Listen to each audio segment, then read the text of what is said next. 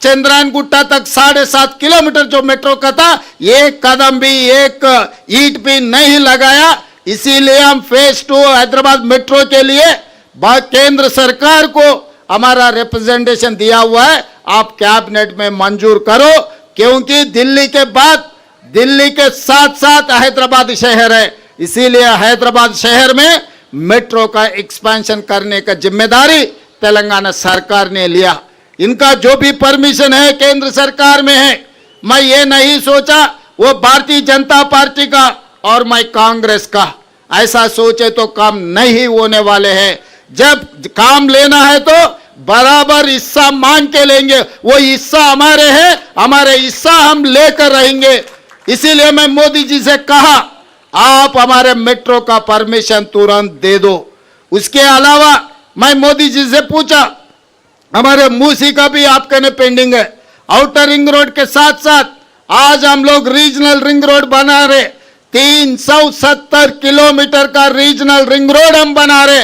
वो regional ring road आए तो तेलंगाना में इतना इन्वेस्टमेंट्स आ जाएंगे, तेलंगाना एकदम तरक्की आगे जाने वाले। जैसा दिल्ली, गुड़गांव, हरियाणा है, वो दो मिलाए तो हैदराबाद शहर के सामने, तेलंगाना के सामने छोटे हो जाएंगे। इसीलिए आज ये जो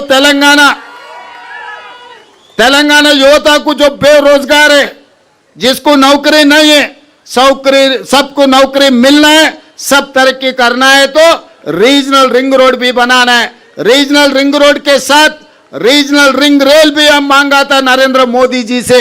इनके साथ साथ वकाराबाद, कोडंगल और कृष्णा रेलवे लाइन भी हम मांगे थे कि क्योंकि आज मेट्रो, आज रेलवे का जो इनाग्रेशन हुआ चरलापल्ली के बहुत सालों से वो पेंडिंग पड़ा हुआ था।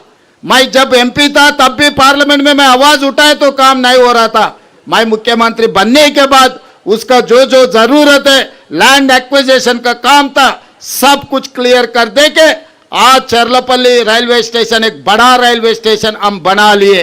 तो इसीलिए अगर हैदराबाद और तेलंगाना राज्य का तरक्की के लिए मोदी जी से लड़ना है तो मोदी जी से लड़ूंगा। असदुद्दीन ओवैसी साहब से मिलना है तो असदुद्दीन ओवैसी साहब से मिलकर हैदराबाद शहर को तरक्की करने में मैं कोशिश करूंगा। और अभी मेरे सामने बहुत सारे बड़े साहब, छोटे साहब दोनों ने एक बड़ा चिट्ठी बनाए। ये बड़ा चिट्ठी याद रखना मुश्किल है क्योंकि मैं पंडित नहीं है। हमारा पंडित जी आ गए, हमारा पंडित जी पूरा लिख लिए। आज मैं ये बात साफ कहना चाहता हूँ, जब अय्या मियाँ हो गए, एक हो गए तो हम क्या बोलने का है। अय्या मियाँ तो बोल दिया, अय्या तो लिख लिए। अय्या का मतलब पंडित है, आपको तो पता है ना।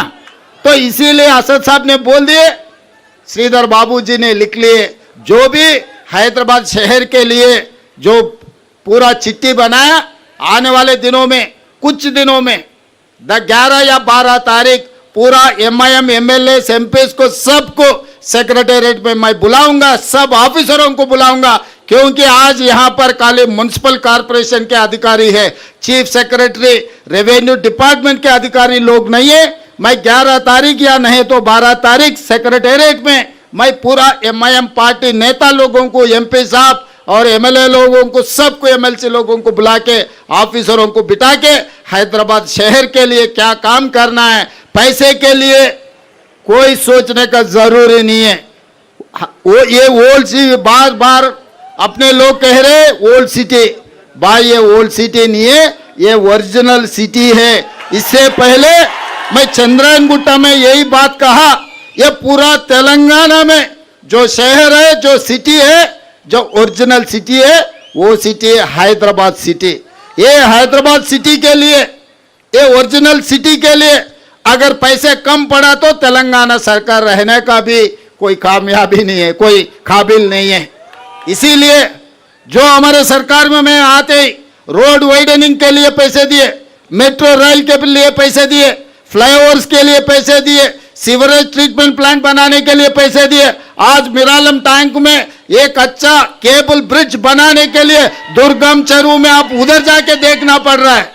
2 साल के बाद लोग इधर आएंगे, मिरालम टांकी के ऊपर केबल ब्रिज देखने के लिए पूरा तेलंगाना से कोने कोने से लोग आएंगे। यहाँ ये जू पार्क के साथ साथ मिरालम टांकी में केबल ब्रिज देखने के लिए लोग इधर हाजिर हो जाएंगे। तो इसीलिए अंडरग्राउंड ड्रेनेज के लिए, पीने के पानी के लिए, वैसे ही जो चार मीनार पेडेस्ट्रियल के जो प्रोजेक्ट है अकबर साहब ने कहा, वो प्रोजेक्ट के लिए जो भी आप कह दिए, हर चीज के लिए पैसे तैयार है।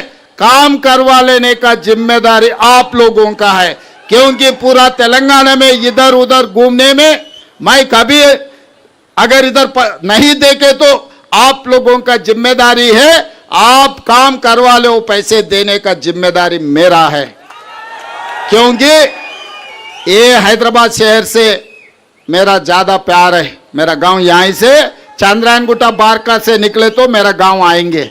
बचपन से मैं इधर ही से आ रहा हूं, जा रहा हूं। संतोष नगर से लेकर चंद्रायनगुट्टा तक ओल्ड सिटी में गली गली मुझे पता है। तो ये शहर को जब हम अच्छा करेंगे तभी अपना नाम रोशन हो जाएंगे। बाहर गए तो आप कुछ भी बोलो, कोई पहचानते नहीं, मगर हैदराबाद से आया बोले तो सब कुछ पहचानते।